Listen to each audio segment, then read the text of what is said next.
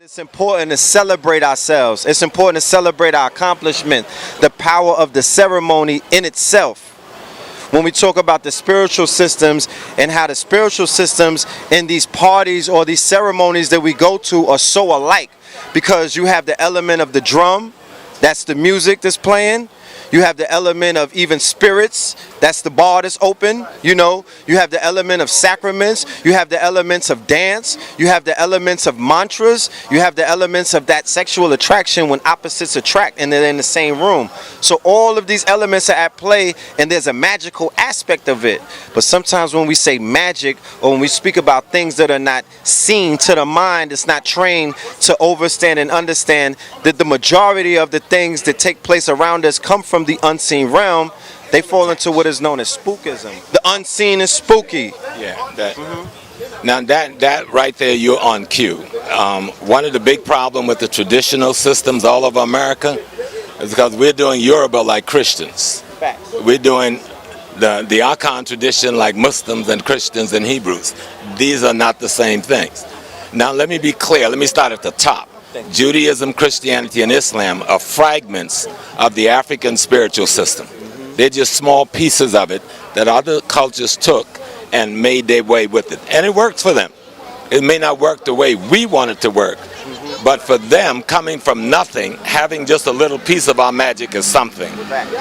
But the fundamental in all of it is, we're talking about science, right? We're talking about nature. The earth is alive. The earth breathes. Believe it or not, the air that we are living in, it breathes. It has billions of life form all around my hand, having babies, having relations. We can't even see them. In our body, we got the billions of molecules. We got the billions of protons and neutrons. We can't see them, but they're all having the same kind of relationship. And guess what? They're following the same laws that the rest of nature is following. Okay? And if we are to learn how to live, what our ancestors did was master the knowledge of themselves, their physiological self, their psychological self, their spiritual self. Then they mastered the knowledge of nature and the knowledge of the cosmos. And what they realized is, damn, the laws that govern all these different spheres, the cosmos, nature, and the human body itself, is the same law. So let's master a way to explain the law to ourselves. That's where the religion thing comes in. Religion, a set of rules, a set of rituals based on certain principles to explain to ourselves the laws of nature and the laws of the cosmos and the laws of our anatomy and how they should work in sync with one another. That's when you get the harmony. And so that's why you have specific rituals. Even the way you build a family is built according to the laws of nature. If you don't use those laws, you're going to have conflict. All of us living have it. I've been married 42 years, but we haven't followed the laws of nature. We've been doing like this. Sometimes we up on the hill, sometimes we in the valley. The more we get older and we have to submit to those laws, the more we realize how much time we wasted in ignorance, not understanding the laws of nature that our ancestors was explaining to us through rituals and culture. Now, Brother Reggie told me one day, and I've been using it everywhere I go, Brother Reggie, what Hotep meant. You know, I had accepted that Hotep meant peace, like Salam Alaikum or Shalom. Brother Reggie, who was one of my students, who's quite exceeded his teacher in this knowledge, said, no, Brother Small, Hotep means a lot more than that. Look at it. It's a plate full with, not a plate, what do you call it? A platter full with all sorts of foods and fruits and vegetables, and a hand is handing it. So you're saying, I'm giving all of my sustenance and essence to you. And when you repeat, you said, I too am giving all of my sustenance and essence to you. That's heavier than peace. You know, that's deeper than peace, because you're saying, I am recognizing the divine in you, and I'm taking the divine in me and making a fusion with the divine in you. Me and you're one. That's a much deeper place to be. But when we talk about African spirituality, if I can use the Yoruba piece and show you really quick, right? Yes. The ones that you know very well. I use it over and over, and sometimes people miss it. But they say Shango, god of thunder and lightning and so forth. But Shango represents the courage in any man or woman to change yourself for a higher self. When we talk about coming into the conscious community, well, that process that you move to come into what you call the conscious community in yourself the courage it takes to make that change, that's Shango. That's the dynamic king. That's the dynamic energy. That's Shango. But Shango must marry somebody. So Shango always marries Oya. What is Oya? The wind. Change in process. She blows away the old and the stale and let the new and the fresh comes into being.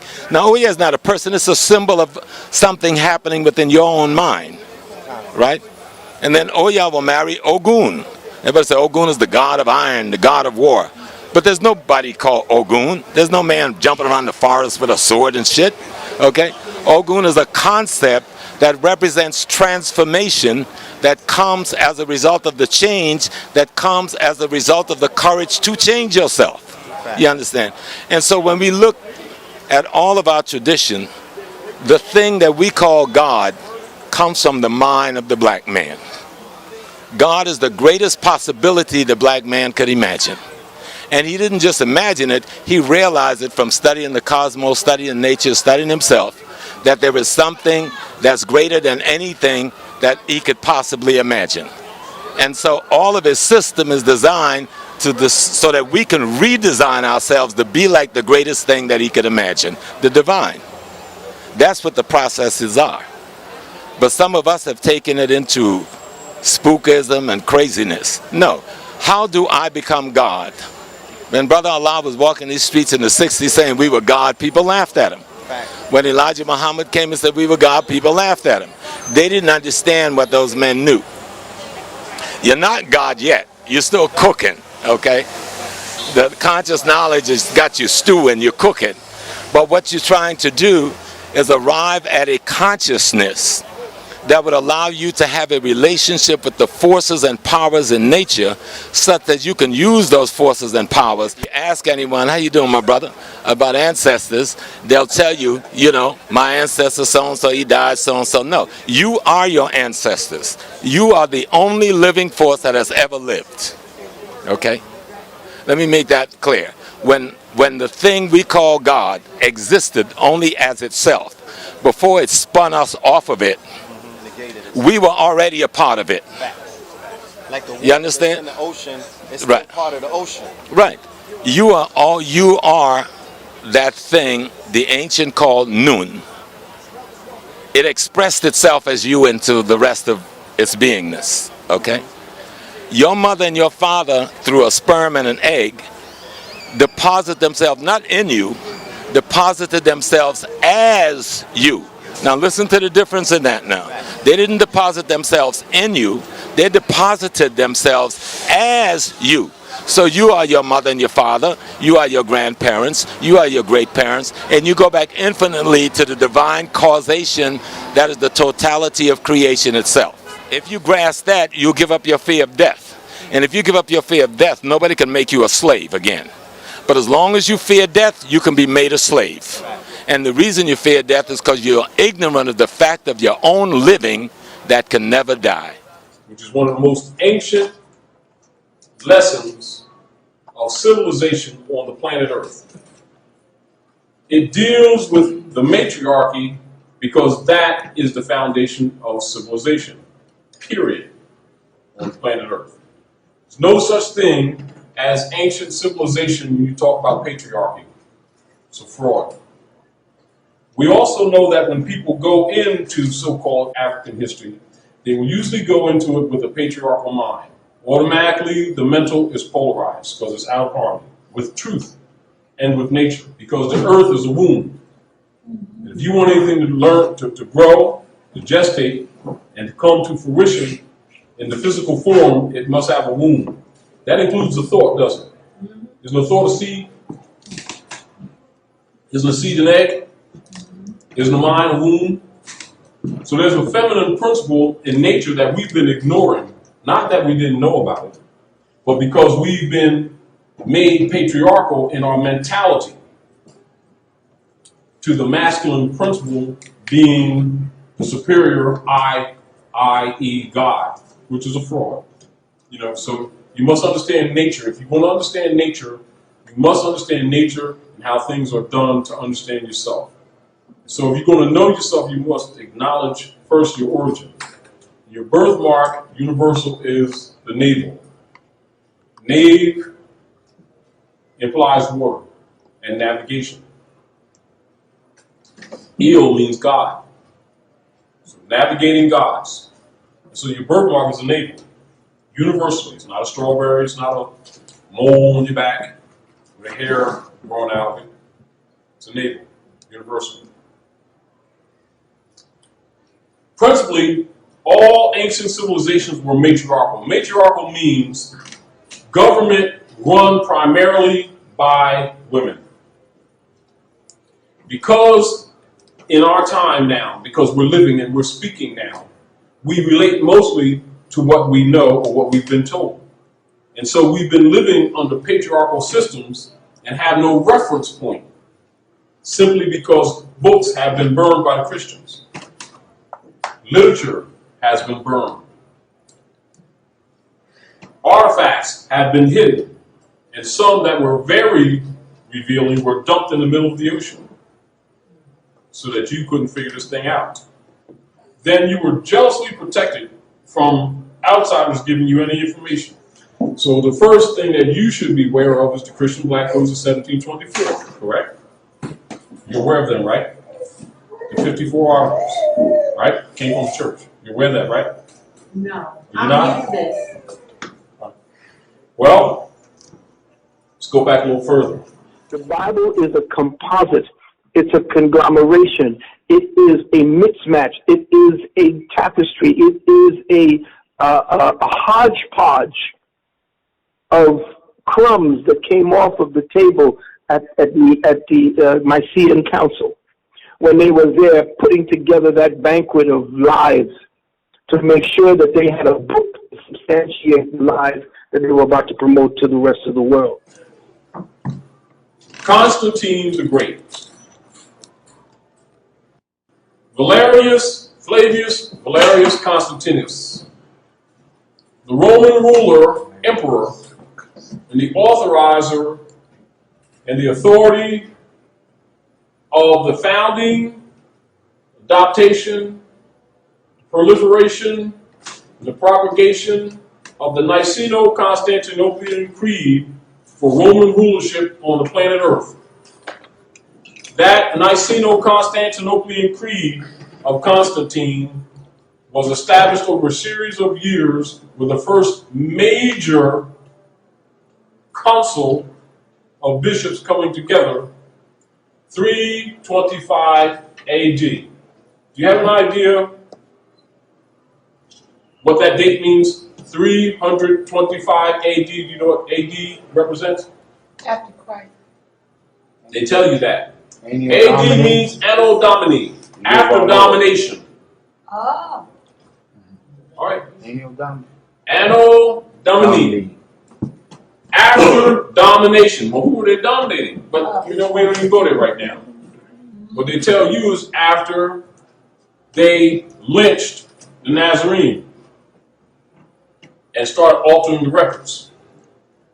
So now the Niceno-Constantinopolitan Creed was drafted and established in its first form, not complete, 325 years after the Romans assassinated Yeshua ben Yosef, who they transliterated in the text as Jesus, after Zeus, the Roman god.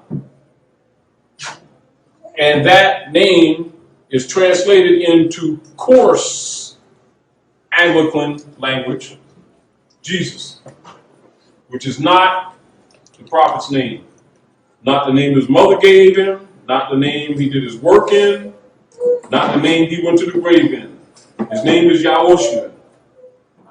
Now, you know that the average people out here are people being sincere, think that Yeshua's name is Jesus, right? And they think, and a lot of them know it. All the preachers know it because they learn it when they get their ordination papers. Except most of them are Masons and they take a blood oath of death not to reveal the secrets so the church will collapse. But they know his name is Joshua, right? However, they will never confess it publicly because they're trading a few pieces of silver to keep our people enslaved for their Roman masters. who ordained them. But they tell the people that God ordained them, implying the creator God, though the state is their God. God is a generic term, but when we talk about the supreme, or the Allah, Allah is a feminine name. However, truth makes people uncomfortable because we have been steeped into a patriarchal system by the popes of Rome. Look, little sister there. Right now, she has a nation right inside of her right now. She comes here with eggs already in her, and they're all female, every last one of them. Male eggs do not exist in nature. Fact. And so the thing is, the illusion is, most of the people that you trust with your babies, with yourself, with your life, are actually the vampires. This is the darkness. This is the illusion. Because what you think is not. A lot of people you think is your enemy, what you think some of the Europeans are your enemy, some of them are your friends. Some of the people look like you that you trust is your enemy. So you must understand spirituality to really tell that. That's right. Although you may not trust those forms, every European is not your enemy. Adam is Aton, Eve is evolution. And Allah is woman herself, you. God of the planet. Now that's the truth. Now, though people can't handle that, it's only politically they can't handle that. But nature doesn't have any mercy on your ignorance. I bet you can't show me a man that's on this planet, including somebody called Adam, that don't have a belly button. So there's no debate. And he got two buttons up here that don't work. Ain't fed nothing. But they're there to remind him of his origin. And that does not lie, does it? No. It doesn't. However, believers will lie and say that's not so. You've never seen a man exist on this planet that got a chest that's totally smooth. He got inactive glands there. Don't feed, nothing. So you're going to talk about a God you can't see and don't recognize the brothers and sisters you see every day? Then you're a liar. But the Bible is simply a book at its fundamental basis. It was taken from thousands of other pieces of literature, and it is nothing more than fundamentally a book of universal truth. Now, what is universal truth? It means that anybody can say it. But if I consolidate the universal truths that everyone around the planet has now gotten, and I've snatched it under my particular house and said, listen, put together all of these books under this name, and we're going to promote this book as our book, the only book that God ever wrote. And I'm going to go out into the world, I'm going to kill billions to make sure that their legatee and children adhere to the book and are force-fed the information in that book. If you haven't studied, and if all you know is the Bible, then you will not see that there's literature thousands upon thousands of years older than that book that we could see was taken word for word from those literatures.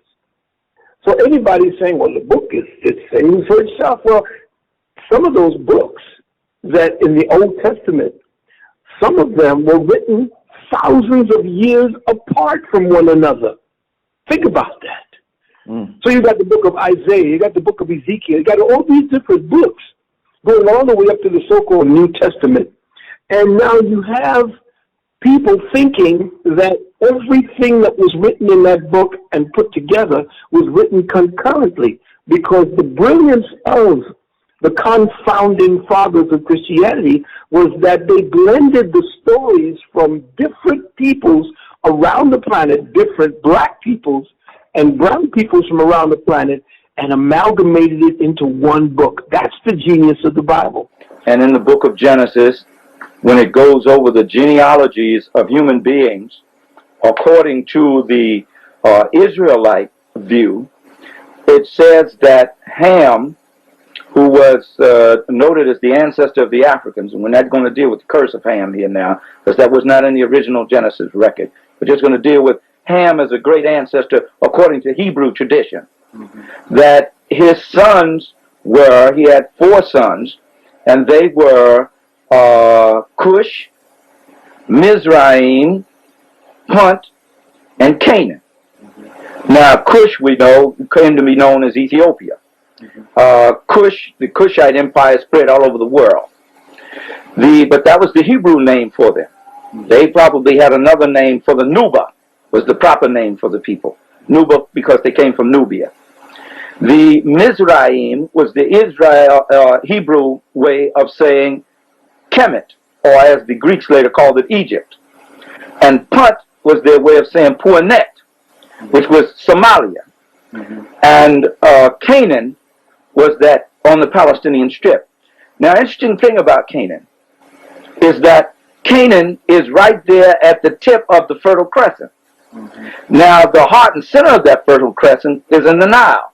That was the richest producing soil in the world at that time. So why many people wanted that Palestinian strip of the land of Canaan is because of the wealth there at the tip of it. This biblical version lets you know that the Canaanites were in fact descendants of Ham, who everybody generally agrees were African people, Africoid people. The word Canaan itself is describing they're also called Phoenix, which describes a red, purple, or mahogany colored people. That's what Canaan and Phoenix mean. The 2 words are synonymous. Now, this strip was very vital because whenever the Asian would attack Africa, they would have to cross Canaan to get to it. And whenever the African was going to repel the Asian or to stop the Asian in their tracks or to conquer Asian territory, they would go across that bridge. Now, the Hebrews who came in the days of Abraham, and I want to get this clear understanding, there was no Hebrew in the world before Abraham. And the proper term is Harabu, as Dr. Yusuf Benjochanan writes in African Origin of Major Western Religions. And it meant one who had crossed over the river. And that is because Abraham came from a place called Ur of Chaldea, which was the remnants of the ancient Sumerian Empire, the land of what they call the blackheads, or the black-headed people. They were very black people. He came out of that land. Now, we assume that he was a black man, but even if he wasn't, his descendants spent over 430 years in Africa mating with Africans, and was only 77 of them under Jacob who went there, and they come out 3,160,000 strong in Egypt. Yeah, or what they misnamed Egypt, in Kemet, but what the Bible calls Egypt. So, but we can, I think, safely assume that Abraham was indeed a black man. He originated from Ur of Chaldea, not out of the sky, not of any place else. And also, just to put a footnote here, the oldest bones, the oldest remains dating about 50 to 70,000 years that have been found in Palestine, where Canaan was, in the Palestinian Strip, are Africoid in all their features. From the osteological study, it shows dolichocephalia, the long head, stereotypagea, the big ample posterior. From the bones, we can tell all of that. The platyrinia, the broad nose, the thick lips, all of these are Africoid features. These are the oldest features. Abraham was traveling out of Ur of Chaldea. The Europeans, or even the Eurasians, had not settled in any significant amount in the land. They had made incursions and attacks, but they had not settled. And one of the reasons why Abraham was leaving Ur of Chaldea was because the word was out that the Scythians were going to attack that land again, what is called Chaldea. They were going to attack that land. The Greeks called it Mesopotamia, the land between the 2 rivers, the Euphrates and the Tigris. Now, these Scythians were Indo-Europeans who, when they went to battle, they went buck naked wearing a black cape. And the first person they felled in battle, they bit them in the neck and sucked the blood out of them to get their power and strength as a symbol of their conquest over that person. Now, they had attacked Chaldea 200 years earlier, and Abraham heard the devastation that they brought. So he knew that they were coming in. So he decided to leave. Now, in order for him to settle in Canaan, he had to go to the nation or the empire that had control over that land at the time, that was Kemet. So he had to go into Kemet and get permission from the officials, not the Pharaoh, because Abraham was not of a status that he could stand before the Pharaoh and speak to him. You had to be a world dignitary to do that, and he wasn't. I'm speaking now a reality that the history books do not record, but history does. Christianity was used because if I said, okay, you don't believe the way I believe, and Christianity is the best way to believe, so I'm going to take you, and it's going to be for your own good, honey. It's going to be for your own good. I'm going to take you, and I'm going to tear away everything about you. But I'm going to do this for your own good, because I'm going to give you a God. Now, what does that God look like? Uh-oh. The reality of it is when he came here, he didn't look like me. So what am I going to do about that? I'm going to make him look like me. So for hundreds of years, we've been telling you, and now you have to keep in mind that we took away any other God that you might have through force, through fear, through pain, through any means necessary. So now I'm going to give you a God, but I'm going to do that in a way that is going to further me. So I'm going to give you a God that looks like me, so that when you bow down to that God, you're bowing down to me. Because the reality is, and see, this is something that bothered me when I left the church out of frustration, because I wasn't hearing these things. Because the Bible tells us what Jesus looked like when he walked here. The Bible tells us what he's going to look like when he comes back. We have taken that and changed it. Jesus wasn't black. Jesus was white. Who told you that? You know the truth. I said, in your mind, in your heart, know. Do you remember when Jesus went to Egypt? He hid in Egypt. The people in Egypt, honey, they're not white people. How could he hide there? See, so that we've done that. We've given your people a God that looks like me, so that you don't have any qualm about bowing down to me. See, because this is the image of God. I don't know of any sin that we've committed that's greater than that one. And we did it with the Bible in our hands when we were beating your ancestors, and we're quoting to them from this scripture. Even if we allowed them to have their own ministers, which there wasn't many of because we didn't allow them to read. But if we said, okay, you can have your church. This is my plantation. I'm going to do what I want with it. You can have your church. But then spies were sent. And those spies would stand outside the church, and that man would be beaten, perhaps killed, if he preached anything other than 3 sermons. And those 3 sermons were turn the other cheek, obey your master, and it's going to get better one of these days. God's going to take care of all of it. You're going to be in a happy, happy land. So put up with what you're putting up with now. And we made your people preach that to your people. And it's still being done. It's still being done. Those are the sermons that your people hear. Those sermons are what causes your people to comfort me when I do something that's wrong. I was a preacher, Pentecostal preacher. That's what you call dedicated ignorance. Religiosity, okay, versus spirituality. What is religion? Now, can I take y'all to school? Yes, sir. We didn't come to have church, right? That's right. You came to free your mind, right? That's right. Okay, good. What is religion? Let's define it.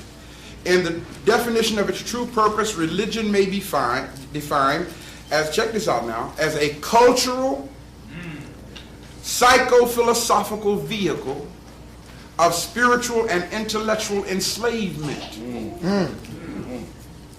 Y'all got that much? Cultural.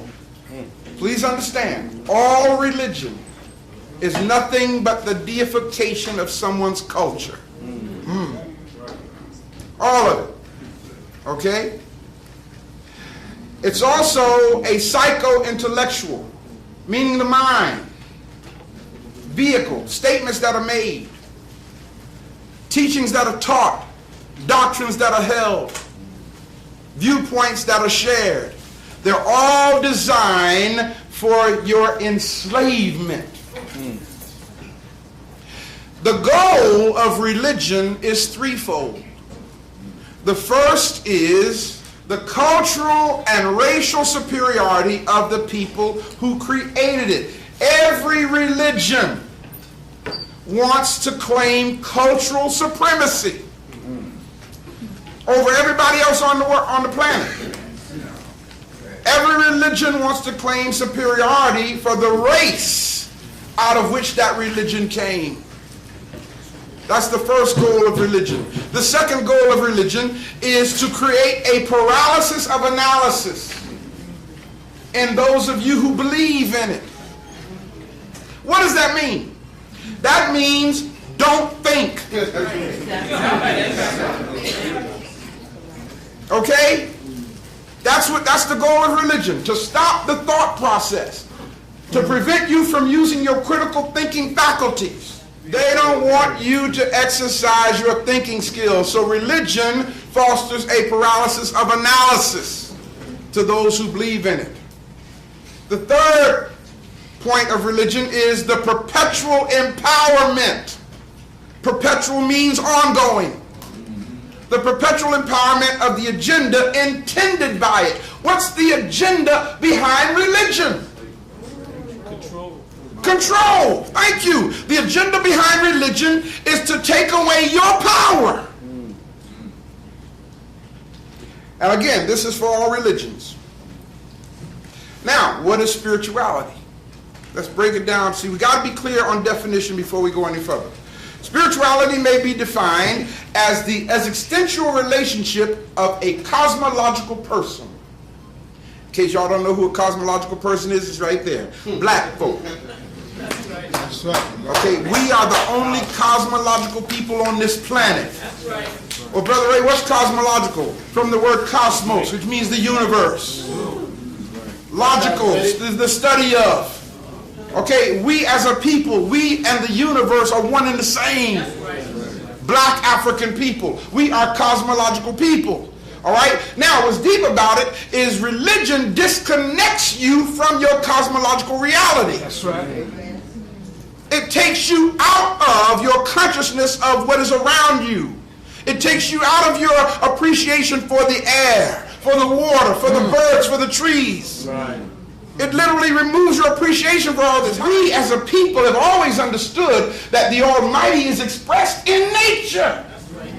We didn't have to look to some doctrinal statement or some image that was fabricated for connecting us to God. We are God. We have God in us.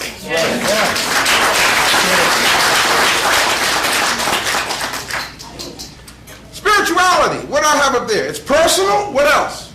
Intuitive and individualistically unique. What do you mean, Brother Ray? The mistake that most of us make, and I hear all of us who want to be so deep, going through this a lot.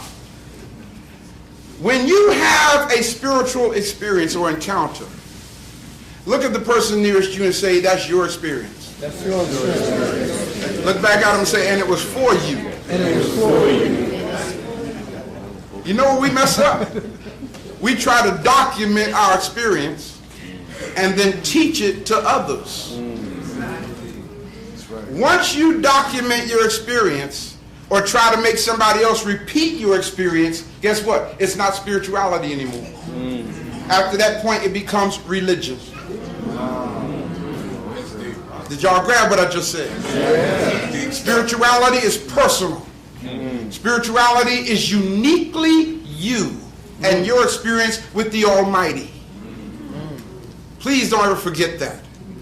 It's not defined or regulated by someone else or by some religious organization or belief or doctrinal statement. Now I want to show you something. Look at this diagram I have here on the what do you call this thing? Screen. Sometimes it's a wall, sometimes it's a board, sometimes I forget, you know. Look at the diagram here. In this diagram, you see 3 circles. The innermost circle is called spirit. The circle outside of that is called soul. The circle outside of that is called body. We are a trichotomy. We are made up of spirit, soul, and body.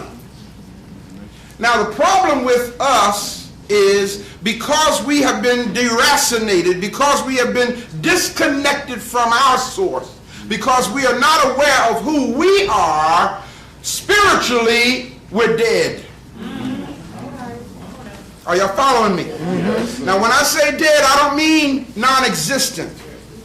I mean we're in what I refer to as a necromantic state. Necros mean dead-like, powerless, inactive. Suspended. Yes, exactly. Latent, lost. So what has happened as a result of being in a necromantic state in our spirit is desensitized to the things of the Almighty and our ancestors and the world around us. So what are we doing? We're depending on the next thing called soul. Now if you notice, look inside spirit, you'll see 3 elements there. What are they? Intuition, communion, and conscience. Follow how deep this is. And by the way, what I'm reading right now about spirit has nothing at all to do with academia. When it comes to spirit, it has nothing to do with intellect.